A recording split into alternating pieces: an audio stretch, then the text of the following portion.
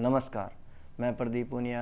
आज हम अपनी रिपोर्ट के ज़रिए आपको बताएंगे कि कोलकाता मर्डर केस और रेप केस के बारे में जो जूनियर डॉक्टर के साथ जो दुर्घटना घटित हुई है, उसमें अभी तक पुलिस की रिपोर्ट के अनुसार कौन कौन उसमें शामिल है और सीबीआई जांच कब और कैसे होगी, इसके बारे में हम पूर्ण चर्चा करेंगे मेरी इस रिपोर्ट के अनुसार। इसकी रिपोर्ट के अनुसार वो दरिंदा संजय रॉय था। संजय रॉय जिसने 2019 में कोलकाता पुलिस के आपदा पर को ज्वाइन किया था एक वॉलंटियर के रूप में। कुछ समय बाद उसकी बदली वहां से पुलिस डेवलपमेंट डिपार्टमेंट में कर दी गई और कुछ समय बाद उसको RG Kar medical college and hospital के बाहर नज़दीकी चौकी में उसकी ड्यूटी लगा दी गई। वह वहाँ अपनी ड्यूटी करता था, कोलकाता पुलिस की टी शर्ट पहनता था और अपनी बाइक के ऊपर केपी नाम भी लिखवा रखा था। केपी मतलब कोलकाता पुलिस की कैप भी डालता था। सबको ये लगता था कि यह कोलकाता पुलिस में है। और घटना शुरू होती है 5 अगस्त को। 5 अगस्त को वह कोलकाता से दूर खड़गपुर में एक जगह है सलोहा, वहाँ जाता है। वहाँ पुलिस वेलफेयर सोसाइटी की एक मीटिंग होती है। उस मीटिंग में वह 5, 6 और 7 अगस्त को वहीं रहता है और 8 अगस्त की सुबह वह कोलकाता वापस आता है। कोलकाता आने के बाद दिन भर वह इधर उधर भटकता है। और आपको एक चीज़ और बताता हूँ कि संजय रॉय वह एक ब्रोकर की तरह हॉस्पिटल में काम करता था, क्योंकि हॉस्पिटल में गरीब मरीज आते थे, उनको हॉस्पिटल में बेड नहीं मिलता था, तो वह कुछ पैसे लेके उन गरीबों को बेड दिला देता था। अब उसी रात वह रात को 11 बजे अपने एक मरीज से मिलने जाता है जिसको उसने पैसे लेकर बेड दिलाया था। और उस मरीज से उसका हालचाल पूछता है तो फिर मरीज बोलता है कि मेरा एक्सरे नहीं हो रहा है क्योंकि मेरे पास पैसे नहीं हैं। तो वह उस मरीज के साथ जाता है और उसका एक्सरे करवाता है और करीब आधा घंटे के बाद वह वहाँ से चला जाता है। फिर वह 1.5 घंटे के बाद रात को 1 बजे फिर हॉस्पिटल के अंदर आता है और अपने किसी दूसरे जानकार मरीज के पास जाता है जिसको उसने बेड दिलाया था। उस मरीज की अगली सुबह सर्जरी होनी थी। उसके साथ कुछ देर बातें करता है और बातें करने के बाद जब वो जाता है तो उस मरीज के साथ आया हुआ एक तमीरदार तो उसको अपने साथ ले जाता है और वह बिल्डिंग के पिछली साइड जाते हैं और वहाँ एक पत्थर के टीले पे बैठ के शराब पीते हैं। करीब 1 घंटे तक वह शराब पीते हैं और फिर वो तमीरदार बोलता है अभी रात बहुत हो गई है, मैं अभी अपने घर जाता हूँ। तो संजय रॉय बोलता है कि मैं तुम्हारे लिए ऊबर बाइक कर देता हूँ और फिर तुम अपने घर चले जाना। और कुछ देर के बाद वह तमीरदार चला जाता है। तमीरदार के चले जाने के बाद संजय रॉय कुछ देर उसी पत्थर के टीले पे बैठा रहता है और वह सोचता है कि अब थोड़ा आराम कर लिया जाए। तो वह बिल्डिंग के पिछले हिस्से से होकर मेन बिल्डिंग में एंट्री करता है और 3rd फ्लोर पर जाता है जहाँ एक सेमिनार हॉल है। वहाँ करीब 40 कुर्सियाँ लगी हुई होती है और वहाँ सोचता है कि आराम कर लूँगा जाकर। जैसे ही वो 3rd फ्लोर पर पहुँचता है वह देखता है कि सेमिनार हॉल की लाइटें जली हुई है। वहाँ एक कुर्सी पर एक डॉक्टर बैठी हुई है जिसकी आंखें बंद है और यह देखकर संजय रॉय की नीयत खराब हो जाती है। और अब एक दूसरी कहानी यहाँ शुरू होती है जो जूनियर डॉक्टर की है।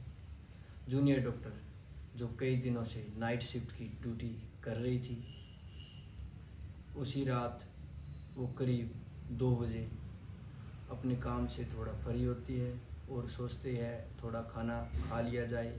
तो वह नीचे कैंटीन में जाती है और कैंटीन में जाकर खाना खाती है और अपने साथी दोस्त जो 4 जूनियर डॉक्टर होते हैं जो 2nd ईयर के स्टूडेंट हैं उनके साथ बैठती है और खाना खाती है। करीब 30 मिनट के बाद जूनियर डॉक्टर अपनी जॉब के लिए चले जाते हैं, क्योंकि उनकी उसी रात ड्यूटी होती है। और जूनियर डॉक्टर सोचती है कि अब मेरे मरीज़ को देखने में थोड़ा टाइम है, तो मैं थोड़ा आराम करने के लिए सेमिनार हॉल में चली जाती हूँ। वह सेमिनार हॉल में चली जाती है और जैसे ही वह सेमिनार हॉल में जाती है और सेमिनार हॉल की कुर्सी में बैठती है और रात भर की थकी हुई होती है, आंखें बंद करती है और बंद करते ही उसको नींद आ जाती है। और उसी बीच 3:15 पर सेमिनार हॉल में संजय रॉय एंट्री करता है और देखता है कि सामने कुर्सी पर एक डॉक्टर बैठी हुई है, जिसकी दोनों आंखें बंद है। और संजय रॉय हॉल में एंट्री करता है और इस घटना को अंजाम देता है। और जूनियर डॉक्टर भी कद काठी की अच्छी खासी थी। वह संजय रॉय का मुकाबला करती है। मुकाबले के दौरान उसकी दोनों आंखें जख्मी हो जाती है, क्योंकि जूनियर डॉक्टर चश्मा पहनती थी। शायद मुकाबले के दौरान उसके चश्मे का कांच उसकी आंखों में लग गया होगा और उसकी नाक जख्मी हो गई थी, उसके होंठ जख्मी हो गए थे, उंगली टूट गई थी, प्राइवेट पार्ट में जख्म हो गए थे, पैर के पंजों में जख्म हो गए थे, सर से लेकर पैर तक पूरा शरीर जख्मी हो गया था। और उसी दौरान जूनियर डॉक्टर बेहोश हो गई थी।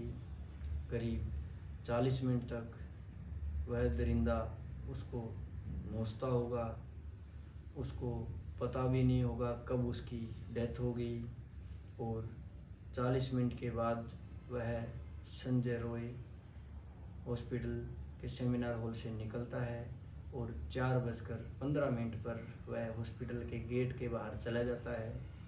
और सबसे हैरानी की बात तो ये है कि संजय रॉय, जो इतनी बड़ी घटना को अंजाम देने के बाद भी वह इधर उधर भागता नहीं है।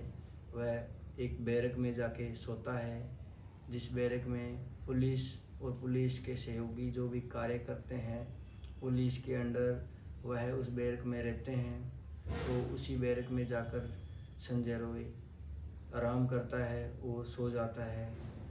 और फिर 8 बजे पूरे हॉस्पिटल में हड़कंप मच जाता है, क्योंकि सेमिनार हॉल में उस जूनियर डॉक्टर की डेड बॉडी मिलती है। उसी दौरान मौके पर पुलिस आती है और पुलिस जांच पड़ताल करती है, तो वहाँ एक मोबाइल और एक नेक बैंड ब्लूटूथ मिलता है। और पुलिस सीसीटीवी कैमरे छानती है। सीसीटीवी कैमरे में देखती है कि एक शख्स जिसके गले में सेम नेक बैंड ब्लूटूथ था, तो पुलिस उस शख्स को पहचान लेता है कि ये वही वॉलंटियर है जो कोलकाता पुलिस में एक वॉलंटियर के तौर पर कार्य करता है। और फिर पुलिस उसी बैरक में जाती है जिस बैरक में वह सोता था। तो बैरक में जाकर देखती है कि संजय रॉय लेटा हुआ है और देखती है कि उसके कपड़े धुले हुए हैं। और फिर पुलिस उसके जूते देखती है, उसके जूतों के तले के नीचे खून लगा होता है।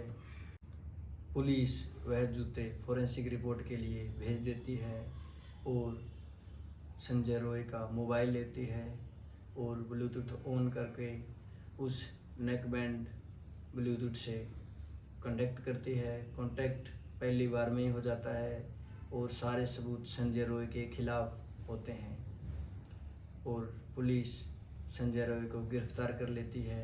और पुलिस इस केस को ओपन एंड शट केस बोलती है, क्योंकि इसमें सारे सबूत संजय रॉय के खिलाफ थे।